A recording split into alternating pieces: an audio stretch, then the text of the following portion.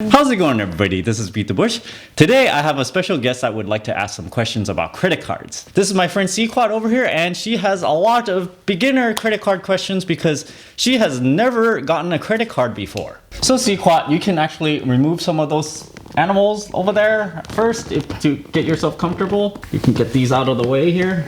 Here, you can hold on to Ice Bat. I've got some questions about credit cards because I've never had one before. Can ask away. Okay, what is credit? Oh boy. I guess they want to lend you money, and at the same time it's sort of predatory too. Like they might want to try to lend you something for a really low rate and then try to get you to run up your credit balance because they go, oh, you know, it's 0% APR. And then you think that you use your credit card and then you go around buying all this stuff. At the end of the month, they go, oh, you don't have to make all that much payments. You just make the minimum payments. And then the next month, you know, because it'll be 0.0% APR, then you go, oh, okay, since they're not charging me interest, let me just keep on using the card, but then maybe you have a really high limit, right? And then you just keep on increasing your balance in there. And then at some point they go, oh, okay, now we're increasing your APR and all of a sudden you need to pay, but then you can't pay it all off. So then you end up owing them money. Does that make sense? Yes. What is APR?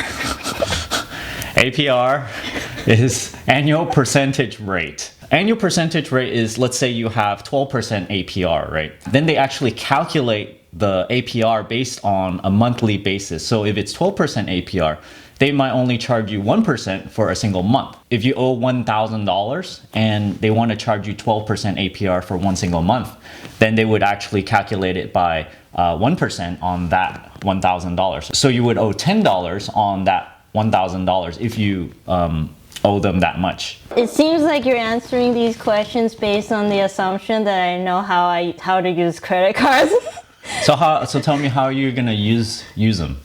What are you gonna do? Well, yeah, that's the thing.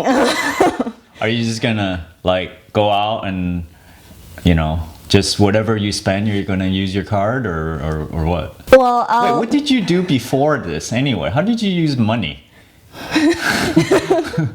Debit, right? I had a debit card. So did you have to put in your PIN everywhere you go? Like, not everywhere. well, sometimes you can just, I never use debit card. It's okay. Well, yes, you would use PIN more frequently than if you were using a credit card. Okay, so how do you plan on using a credit card then? Well, some credit cards have rewards for certain purchases at certain places, and so I'll be using the credit card in that way. Do you plan to use like every single thing that you buy, you use your credit card or what? Or no? Depending on the requirements of the card, pretty much yes.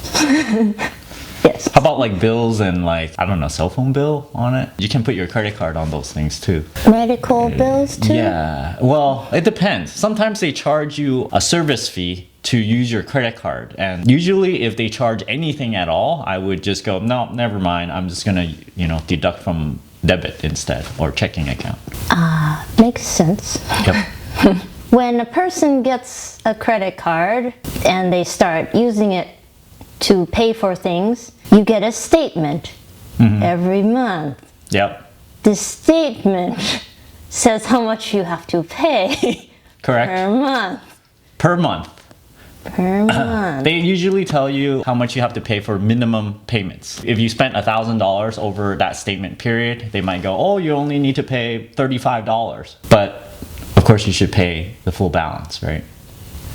Yes, you should. Wait, what's your question again? That wasn't Okay, you get your statement and then what?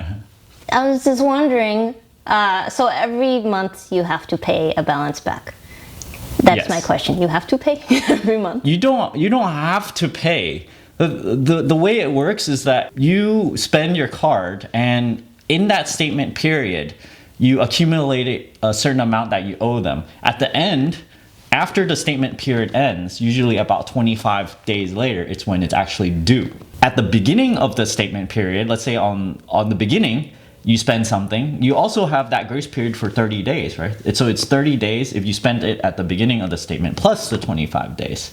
So it's more than 30 days. Yeah. You can also lose this grace period. You can keep the grace period if you make sure that you pay off your credit cards in full every single statement. So when the statement comes, it would tell you, oh, you owe a certain amount, okay? That is the full amount. If you pay all of it, then you would keep your grace period. The next month over, your grace period would roll over to that, so you won't start owing interest. Does that make sense? I guess it doesn't. Interest. Avoid it. See, look, let's say in the first statement period, you spent a certain amount, and then on the due date, you don't pay everything. Then the second statement period, you might have already begun to spend money already, right? Because there's that grace period. Yep. That amount that you spent there would start accruing APR, the interest. Because during the first statement, you did not pay it off in full, so therefore you don't have a grace period anymore. Yeah, okay. So you have to be very careful. Just pay it off all in full, and you don't have to worry about that. Great. Easy enough. Yep. Just gotta have money. My next question is, how can a credit card ruin someone? I saw this documentary on YouTube a while ago. The way they do it is they try to make it seem like it's easy money. So what happens at first is they extend you a credit line, and they might give you 0% APR. So you would start accumulating something that you owe to them on there. And what a lot of people do is once they owe money in there, they start paying minimum payments. However, sometimes a bank, when they see you owe some money, they might come back and then go, oh, we see that you carry some balance. Okay, let's extend your credit limit for you. Sometimes they do this. Or they might send you letters saying that, oh, look, you have all these offers for 0% transfers, low APR credit transfers, right? Because they see that, oh, you're carrying a balance now. Then different credit cards will go, oh, me, come carry your balance over to their credit cards as sort of like a crutch. Then you look at it and then you go, oh, I can just transfer my balance. I can pay 5% fee, right? And then you don't have to pay it all off, right? Essentially, you just kind of put one debt and then you move it over, and then this action of people moving over from one spot to another, they just keep on moving it, and then it gets bigger and bigger to the point where they cannot afford to pay the minimum payments. So I've been consulting with people, and they ask me what they can do with their financial situation through my Patreon, and that's what I heard recently.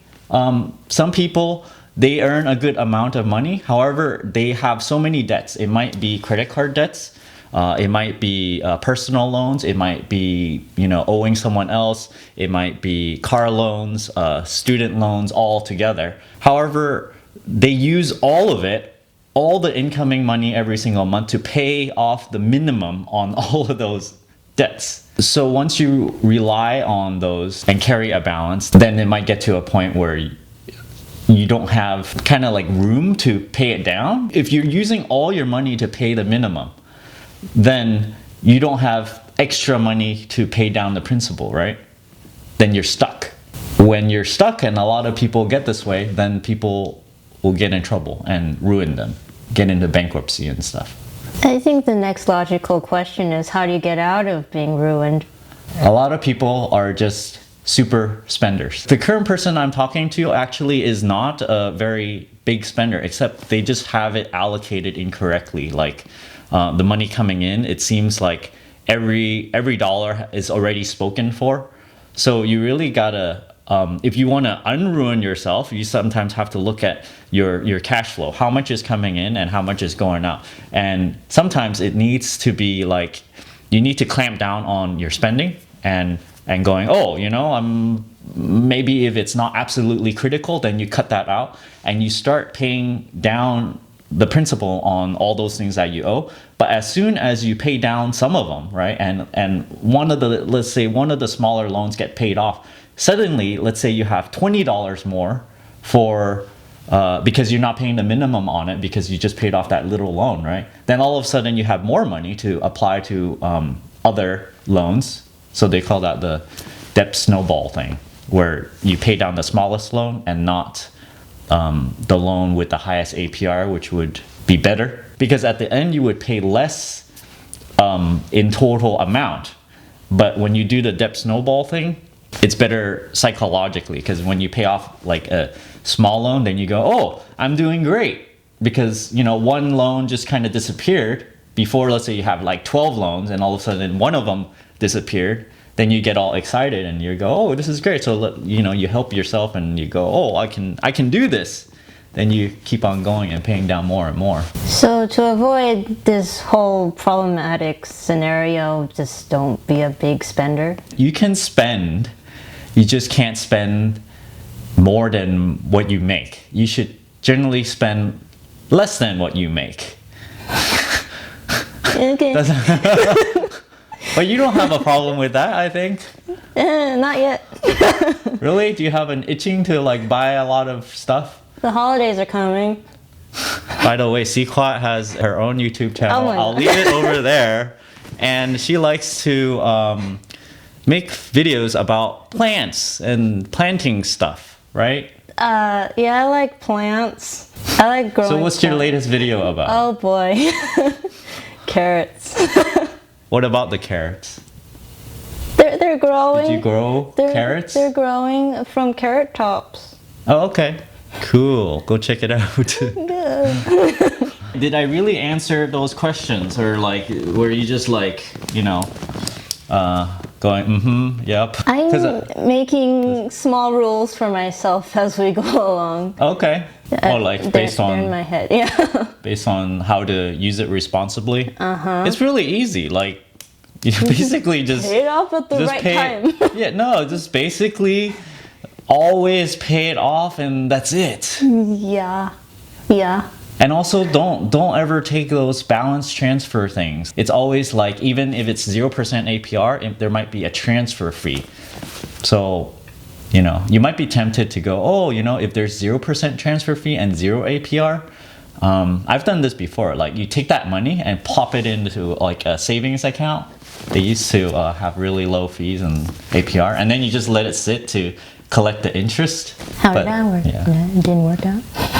It worked out, but then it's dangerous because let's say you borrow from the credit card, you know, thousands of dollars, and then you just let it sit in the bank account. You might be tempted to spend it. Okay. How do you know if a credit card is a good credit card? They're all pretty terrible. It's just like, do you want one that has high cash back? Do you want one that has low APR?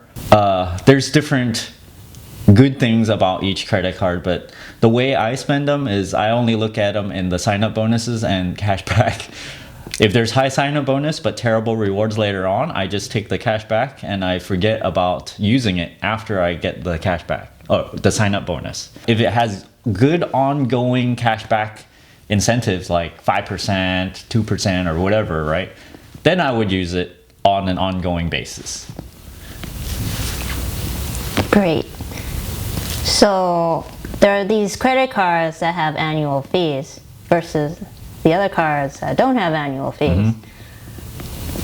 I guess it depends on a person's lifestyle, but which one is more useful? Any way I calculate it, it's like it's really hard to claw back that annual fee, because once you pay that annual fee, they want to tempt you in saying, oh, if you use it like this, you get, you know, a certain amount of high cash back. So that means you have to spend a certain amount to break even. So for me, most of my credit cards are no annual fee. The last time I did my churning, like all of the new ones I sign up don't have an annual fee. So for any card that has an annual fee, I usually just cancel it before they even charge me.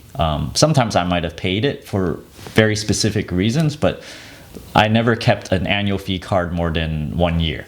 You know, my whole credit card career, I only paid once or twice of annual fee. If there's an annual fee, just forget about it. Don't get it. You need a really high spending to make it worthwhile, but you could make it worthwhile sometimes. Okay, I can't do that yet. So you have to so you have to compare like oh, okay, if I spend certain amount on that card, then you would earn back, you would break even, right? Like you would completely earn back that money. But it's not like that. What if you spend that money on a different credit card that has no annual fee and you get 2%? So you have to actually not just break even, but go a little bit over to make it better than using a 2% cashback card.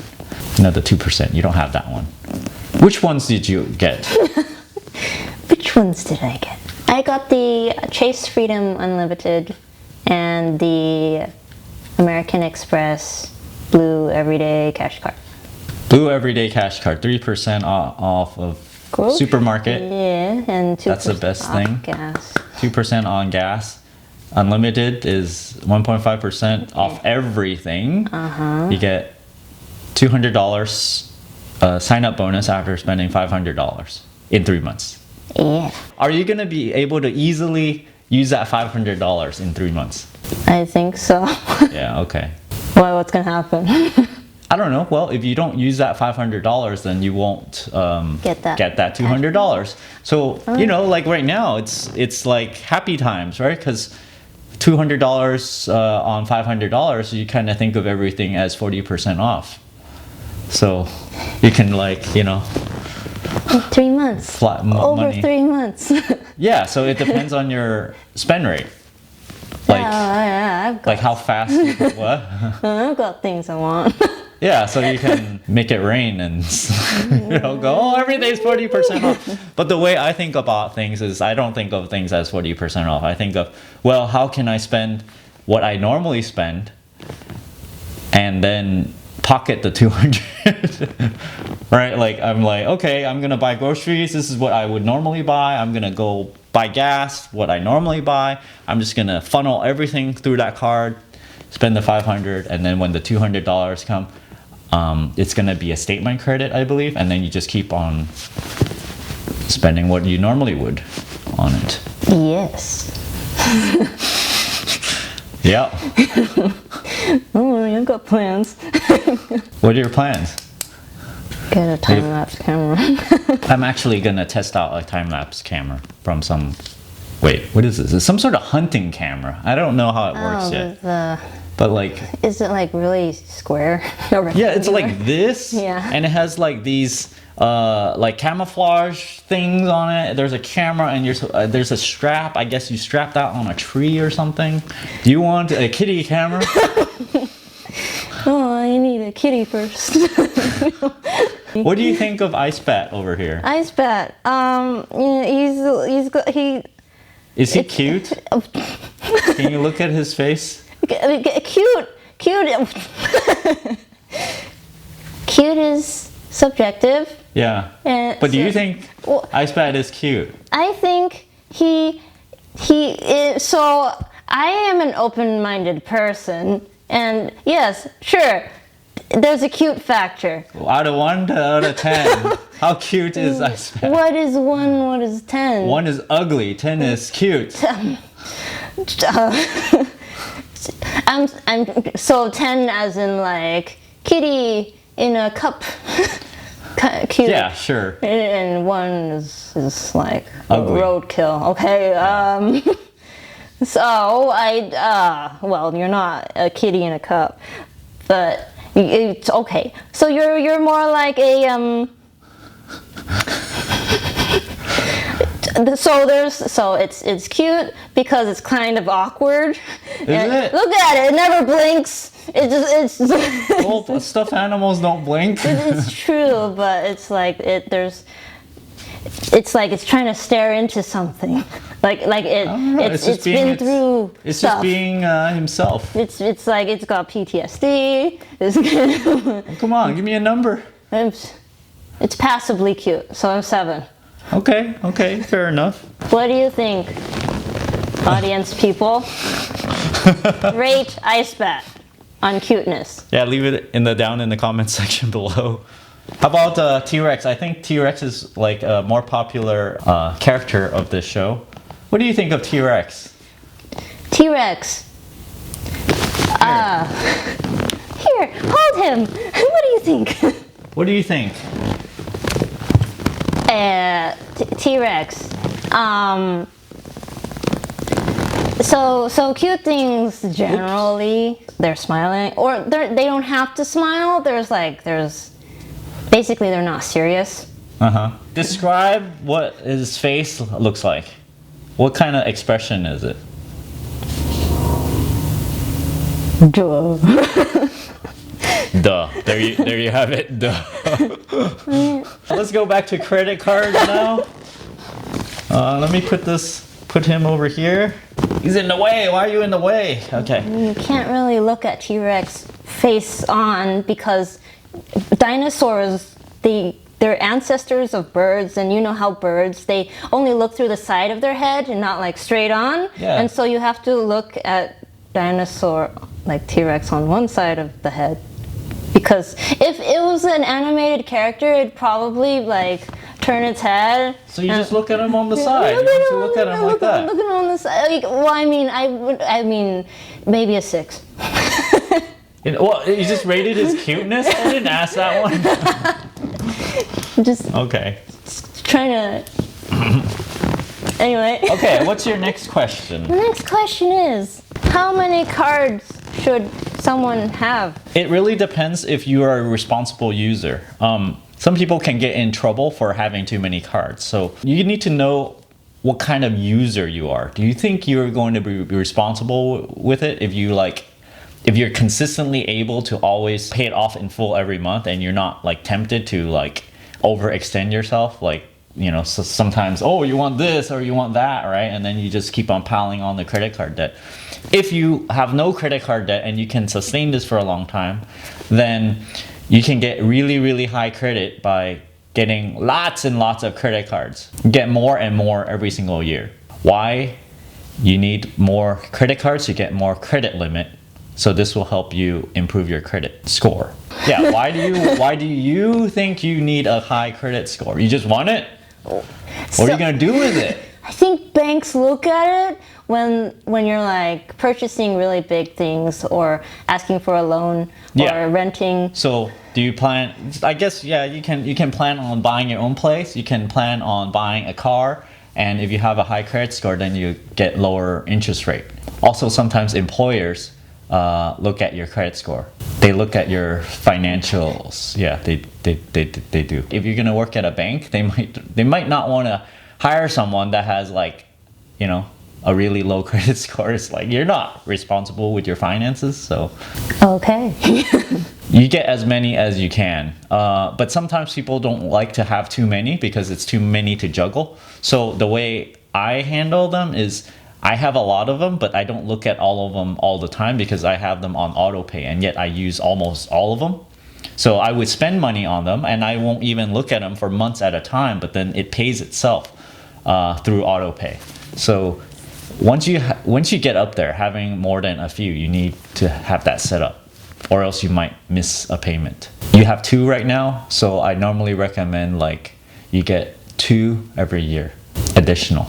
Oh, but Yeah. That means I have to research again. Well, it's a great thing. If you are responsible with it, then you can get more sign-up bonuses. Then you can, this is just kind of like more free money. Recommending to get more and more credit cards is certainly not for everybody. I think only 5-10% of the population should be doing this. So I don't know what kind of spender you are. So you have to find out yourself if you can do that or not. I've got 3 months to figure that out. Just do your thing and see what kind of spender you are. Did you set up auto pay yet? You don't have the cards yet, right? No, not yet. Okay. That's the first thing you should do. Get the yeah. Set up auto pay. Oh, okay. Did you know that? Yeah, I know there was an option when it was like, I got emails saying, oh, do you want to set up auto pay? And I was like, yes. And then it asked, now enter the numbers on your card. But I don't have the cards yet. So I need the cards. Yeah, okay, just wait. It should come pretty fast. What if you get the cards but don't use them for like a month? Some cards, they like to cancel you pretty quickly. Like if you're idle for like 6 months or 1 year, they'll go, oh, you're not using it, let's close it. Other cards, they might not close it. So you really don't know which one are going to close it or not. So yes, they will close it if you are idle. How can you check if the period in which You can't. what? It's just sometimes they just go, oh, okay, we were gonna close this. And I had credit cards closed on me before, but generally my experience is it took years before they would close it on me. But you only have 2 credit cards, so you just carry it in your wallet and just use them all the time. Use them all the time. What does it mean when someone says they're living off of their credit cards? Because someone said that to me, and I just nodded. But I didn't really off of their credit cards. They have a high credit limit and they're just running up their credit cards and they're using it to buy stuff. They just overextend themselves so much that their living costs is very high, so that their income does not support their living costs. Then they reach into their credit card to pay for those expenses. Medical expenses that suddenly pops up. It could be like maybe their car breaks down and then they need to get it fixed, so then they go, oh, I don't have money. If someone has a car breakdown and the repair fee is $700, then they can't pay for it. So then they go, okay, use the credit card to pay for it. So there was actually, back to that, when they suddenly close your account, your credit account, does it hurt your credit score? It depends on your credit strength. Okay, here's why it would hurt. Sometimes your credit card that they close could be your oldest credit card. And if you have very few credit cards and that is your oldest one, then it would hurt it a lot, because all your history just kind of stops because that card is no longer active. Your credit limit will not be added to your current credit limit, right? Let's say a few $1,000s or something. Then you would lose that credit limit. So let's say you had only 2 cards, one 3,000 and another 3,000, and then they suddenly close that one, then you have half the credit limit. Then having less will reduce your credit score. But imagine a case where they close out an account that's really young, just 1 year old, but then all your other credit cards is like 10 years old, and you have a lot of them, right? Then it would hardly matter if they close that one little account, because even if it's a couple $1,000s, if the rest of your credit cards, there's $20,000 of credit limit, right? Then it won't matter as much. Okay. So it depends on how the credit score is calculated. It depends on your credit history.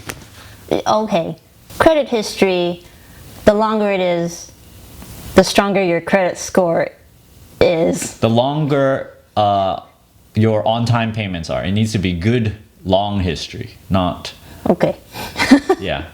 Just not just the length. It needs to be on-time payments and the length. Okay. Great. I think those are all my questions.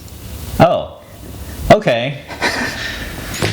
Okay, everybody. So this is the end of this reverse interview, I guess. I hope this was interesting for you, because I certainly won't be answering these kind of questions myself or asking them to myself. Don't forget to give me a like on this video, comment down below. Let me know any more credit questions that you have. If you're interested in supporting my channel, check out my Audible link down in the video description below, where you can get a free audiobook. I have a Patreon over here where you can subscribe to my channel directly, and you can get perks such as help with your credit score or help with your finances.